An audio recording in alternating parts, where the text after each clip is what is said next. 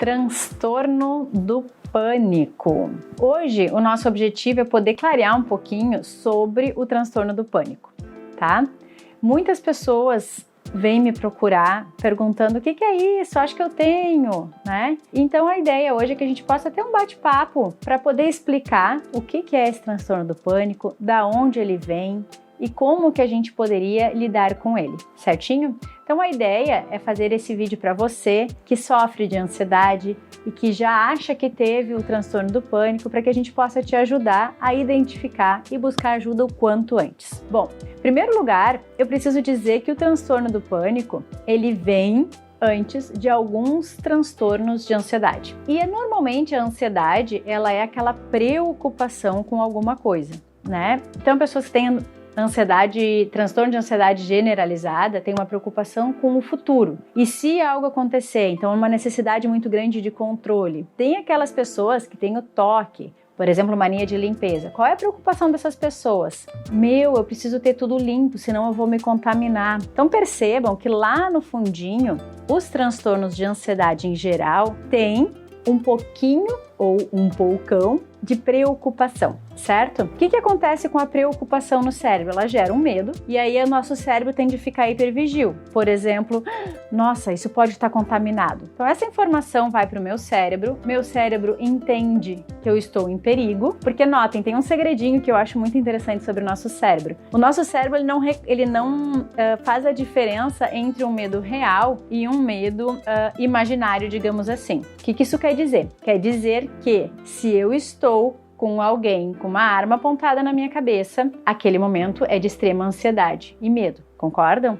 Ele vai estar num ponto específico do cérebro registrando essa informação. Se meu medo é de voar de avião, esse medo vai estar registrado no mesmo ponto. O cérebro ele não consegue fazer essa diferença do que é o medo real e do que é o medo imaginário. Portanto, todas as nossas preocupações vão entrando para o nosso cérebro e vão nos deixando ansiosos. Vamos lá, vamos ver o que é isso. A ansiedade, ela é uma reação fisiológica a tudo aquilo que nos preocupa. Parece meio redundante, né? Mas é mais ou menos assim. Então, se eu tô caminhando e vejo, por exemplo, uma cobra no chão, né? Essa informação entra pelos olhos, vai até meu cérebro e eu fico... uma cobra. O que acontece? Neste momento, minhas pupilas dilatam, todo o meu corpo na parte central fica com muita circulação de sangue, ao passo que as minhas mãos, os meus pés, as extremidades do meu corpo ficam com menos circulação de sangue, o que justifica a gente ficar no transtorno do pânico com o calafrios que se falam, né? Que é quando parte do nosso corpo está quente, mas as extremidades estão geladas e às vezes até suando. Por que isso? Porque a ansiedade ela é protetiva. Dessa forma, se eu me machucar, se eu tropeçar, cair, eu não vou sangrar até morrer. Mas toda a tonificação muscular da coxa e do abdômen está toda preparada para sair correndo, que são as respostas normais da ansiedade, que é luta, fuga ou freezing, que é aquela parte onde as pessoas ficam congeladas sem saber para onde vão. Então a gente tem um aumento de pupila, a gente tem uma desregulação térmica no corpo, nós temos também um coração que vai bater mais rápido, a nossa respiração para dar conta também de ventilar e de oxigenar esse sangue, a gente começa a fazer uma hiperventilação, que é aquela sensação de não ter ar suficiente, né? E aí, na verdade, a pessoa acha que está tendo falta de ar. O que mais é característico dos transtornos de ansiedade?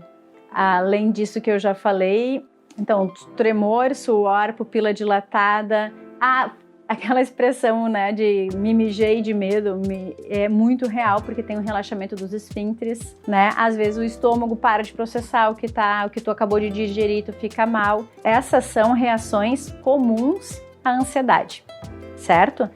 De novo, para ficar bem claro, a ansiedade e todos esses sintomas, apesar de serem extremamente ruins de sentir, eles não são bons, eles são protetivos. Eles servem para proteger o indivíduo de um perigo maior, certo? Então, todas as pessoas que têm algum tipo de ansiedade, de transtorno de ansiedade, provavelmente já sentiram algumas dessas reações fisiológicas em algum momento da vida. Tá, Carla? E o transtorno do pânico, o que tem a ver com isso? Tudo, tá? Porque o que acontece? Com todas essas reações fisiológicas acontecendo no nosso corpo, nosso cérebro que já está hipervigil pensa o quê? Vou morrer, né? Vou ter um ataque cardíaco, vou morrer, tô perdendo o controle, assim eu não vou aguentar. Então tudo aquilo que já estava tenso passa a ter uma intensidade ainda maior, o nosso cérebro fica ainda mais hipervigil e nós aumentamos todas essas reações fisiológicas a ponto de chegar no momento onde a gente não aguenta mais e vai correndo até o médico ou num plantão dizendo que é certo que a gente está tendo um infarto, um AVC ou perdendo o controle da situação, né? Então, o transtorno do pânico, ele precisa ter todos esses sintomas agregado a essa certeza de que algo muito ruim vai acontecer se eu não tiver o controle da situação.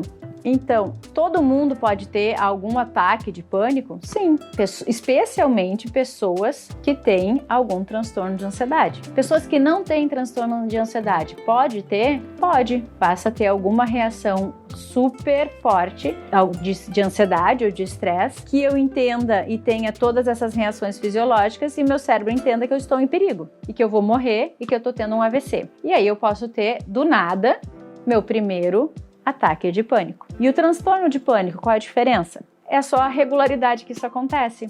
Então, algumas pessoas têm algumas situações de pânico bem específicas e pontuais e não voltam a ter de novo, e outras pessoas têm isso recorrente. E o problema disso é que as pessoas, de maneira geral, ficam com muito medo de ter isso de novo, porque é ruim sentir isso. Realmente, as sensações físicas do pânico, elas são reais, tá? Pessoas dizem, mas transtorno do pânico é coisa da tua cabeça. Sim, o medo é da cabeça, mas todas as sensações, as reações fisiológicas são sentidas. O coração da pessoa dispara, a pressão aumenta, a pupila dilata, a gente treme, nossas mãos suam. Então, tudo isso é muito real, é muito sentido e é muito sofrido.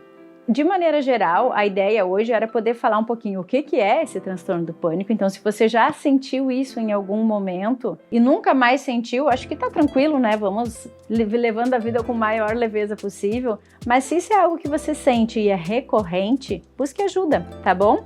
Dentro da terapia cognitivo-comportamental, que é a abordagem que a gente trabalha aqui no Ponto Psi, nós costumamos ter um retorno muito positivo e bem rápido para pessoas que têm transtorno do pânico, né? Por quê? A gente vai fazer o trabalho tentando atacar 3 vias. Primeiro, a via do pensamento, que é questionando, será que realmente a gente vai morrer? Será que realmente nós estamos tendo infarto? E aprendendo com autoconhecimento a conhecer as fases do transtorno do pânico, a conhecer o transtorno do pânico para que a gente saiba exatamente o que esperar quando a gente está tendo. Então, digamos assim que é uma parte mais cognitiva que a gente vai trabalhar, a nível de pensamento. Mas existe toda uma parte fisiológica, onde o terapeuta vai entrar com exercícios de respiração, exercícios de visualização, né? E com vários outros exercícios e técnicas para conseguir dar conta daquele comportamento, né? Da parte da fisiologia. Tentando explicar um pouquinho, né? Quando a gente está ansioso, a gente aciona o sistema simpático, que é isso tudo que eu falei. Nos exercícios de respiração, o que a gente tenta fazer é acionar ou, né, ligar o botãozinho do sistema parasimpático, ou seja, buscar que o nosso coração diminua, que a nossa frequência cardíaca diminua, que a respiratória diminua, que a nossa pupila volte ao normal, que a gente pare de ter relaxamento dos nossos esfíncteres. Então, o parasimpático vai fazer com que toda a nossa parte fisiológica fique mais tranquila. Mindfulness, relaxamento. Então, são todas técnicas que a gente pode usar para ajudar vocês a terem uma melhora muito significativa nos transtornos de pânico e de ansiedade de maneira geral. E a outra parte é o comportamento. Então, apesar de sentir tudo isso, a pessoa precisa entender que ela precisa continuar saindo de casa, fazendo as coisas e tendo um comportamento que vai levar ela a uma melhora. Porque, do contrário, se ela opta em ficar em casa, o medo aumenta. Então, na terapia, a gente vai tentar trabalhar cognitivamente, com as nossas emoções, com aquela nossa parte de reações fisiológicas e com o nosso comportamento. E às vezes, e em muitos casos, o transtorno do pânico é tão forte que a gente também recomenda buscar um psiquiatra para conseguir uma medicação. Um ansiolítico, alguma medicação que vai ajudar nesse momento. Aí vocês vão dizer, nossa, Carla, mas eu sou contra a medicação.